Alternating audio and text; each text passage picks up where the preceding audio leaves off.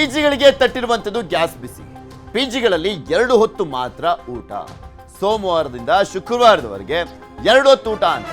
ಶನಿವಾರ ಮತ್ತು ಭಾನುವಾರ 3 ಹೊತ್ತು ಊಟ. ಯಾಕೆಂದರೆ ಶನಿವಾರ ಭಾನುವಾರ ಯಾಕೆ ಅಂದರೆ ಇಡೀ ದಿನ ಪಿಜಿಲ್ಲೇ ಇರುವಂಥವ್ರಿಗೆ ಪ್ರಾಬ್ಲಮ್ ಆಗಬಾರ್ದು ಅಂತ.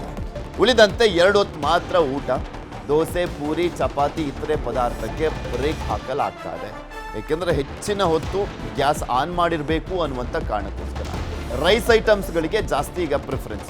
ಅಗತ್ಯವಿದ್ದಲ್ಲಿ ಇಂಡಕ್ಷನ್ ಸ್ಟವ್ ಬಳಕೆಗೆ ಸೂಚನೆಯನ್ನು ಕೊಡಲಾಗಿದೆ. 20 ಲೀಟರ್ ಎಲೆಕ್ಟ್ರಿಕ್ ರೈಸ್ ಕುಕ್ಕರ್ ಬಳಸಲಿಕ್ಕೆ ಸಲಹೆಯನ್ನು ಕೊಡಲಾಗ್ತಾ ಇದೆ. ಹತ್ತಿರದ ಪಿಜಿಗಳು ಪರಸ್ಪರ ಸಹಕಾರಕ್ಕೆ ಸೂಚನೆಯನ್ನು ಕೊಡಲಾಗಿದೆ.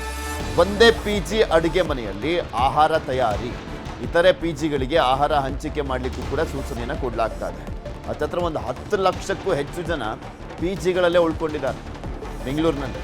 ಇದು ಬರೀ ಬೆಂಗಳೂರಿನ ಸಮಸ್ಯೆ ಮಾತ್ರ ಅಲ್ಲ, ನಾನು ಹೇಳ್ತಾ ಇದ್ನಲ್ಲ, ಬೆಂಗಳೂರಿನ ಸಮಸ್ಯೆ ಮಾತ್ರ ಅಲ್ಲ, ಈ ದೇಶದಾದ್ಯಂತ ಇರುವಂಥ ಸಮಸ್ಯೆ. ನಾವು ಈಗ ಬೆಂಗಳೂರಿನದ್ದು ಪ್ರಮುಖ ನಮ್ಮ ರಾಜಧಾನಿ ಬೇರೆ ಆಗಿರುವಂಥ ಕಾರಣಕ್ಕೋಸ್ಕರ ಇಲ್ಲಿ ಯಾವ ರೀತಿಯಾಗಿ ಸಮಸ್ಯೆ ಕಾಡ್ತಾ ಇದೆ ಅನ್ನುವಂಥ ತೋರಿಸ್ತಾ ಇದ್ವಿ. ಎಲ್ಲ ಕಡೆನೂ ಇದೇ ಸಮಸ್ಯೆ ಕಾಡ್ತಾ ಇದೆ. ಆಲ್ಟರ್ನೇಟಿವ್ ವೇಸನ್ನು ಹುಡುಕ್ತಾ ಇದ್ದಾರೆ, ಏನು ಮಾಡ್ಬೋದು ಅಂತ. ಎಲೆಕ್ಟ್ರಿಕ್ ಸ್ಟವ್ಗಳಿದ್ರೆ ಎಲೆಕ್ಟ್ರಿಕ್ ಸ್ಟವ್ಗಳನ್ನು ಯೂಸ್ ಮಾಡ್ತಾ ಇದ್ದಾರೆ. ಸೌದೆ ಒಲೆ ಏನಾದರೂ ಹಚ್ಚಿ ಉಪಯೋಗ ಮಾಡ್ಬೋದು ಅಂದರೆ ಅದನ್ನು ಮಾಡ್ತಾ ಇದ್ದಾರೆ.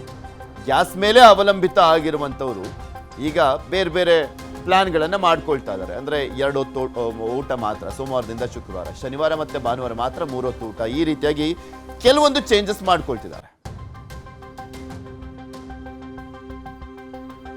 ಕಡೆ ಹೋಟೆಲ್ ಮಾಲೀಕರು ಕೂಡ ಪಿ ಜಿಗಳಿಗೆ ಟೈಅಪ್ ಆಗಿ ಪದಾರ್ಥ ಊಟದ ವ್ಯವಸ್ಥೆ ಮಾಡ್ತಕ್ಕಂಥದ್ದು ಇದೆ.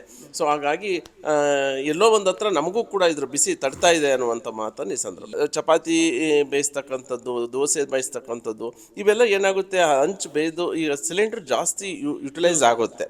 ಈಗ ಅದೇ ಇವಾಗ ನಾವು ರೈಸ್ ಕುಕ್ಕರಲ್ಲಿ ಈ ಒಂದು 20 ಲೀಟರ್ ರೈಸ್ ಕುಕ್ಕರಲ್ಲಿ ಎಲೆಕ್ಟ್ರಿಕಲ್ ರೈಸ್ ಕುಕ್ಕರ್ ಯೂಸ್ ಮಾಡಿದಾಗ ಸೊ ಒಂದು 40 ಜನಕ್ಕೆ ಸಮರ್ಪಕವಾಗಿ ಕೊಡ್ಬೋದು.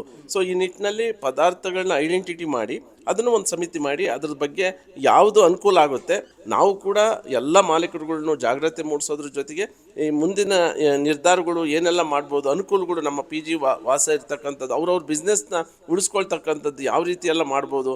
ಪರ್ಯಾಯವಾಗಿ ಒಂದು ಎಲೆಕ್ಟ್ರಿಕಲ್ಗೆ, ಯಾಕಂದರೆ ಇಂಡಕ್ಷನ್ ಕುಕ್ಕರಲ್ಲಿ ನಾವು ಅಷ್ಟು ಅಡುಗೆ ಮಾಡಲಿಕ್ಕೆ ಆಗೋದಿಲ್ಲ. ಸೊ ಹಂಗಾಗಿ ಈಗ 20 ಲೀಟ್ರು ರೈಸ್ ಕುಕ್ಕರು ಇಂಥವೆಲ್ಲ ಎಲೆಕ್ಟ್ರಿಕಲ್ ಇಕ್ವಿಪ್ಮೆಂಟ್ ಸಿಗುತ್ತವೆ. ಅದನ್ನು ಕೂಡ ನಾವು ಪರಿಶೀಲನೆ ಮಾಡಿ ಬೈ ಮಾಡಲಿಕ್ಕೆ ಕೂಡ ಪ್ರಯತ್ನ ಮಾಡಿ ಅನ್ನುವಂತಹ ಒಂದು ಸಣ್ಣ ನಿರ್ಧಾರಗಳನ್ನ ಈಗಾಗಲೇ ನಡೆಸ್ತಾ ಇದ್ದೀವಿ ಸರ್.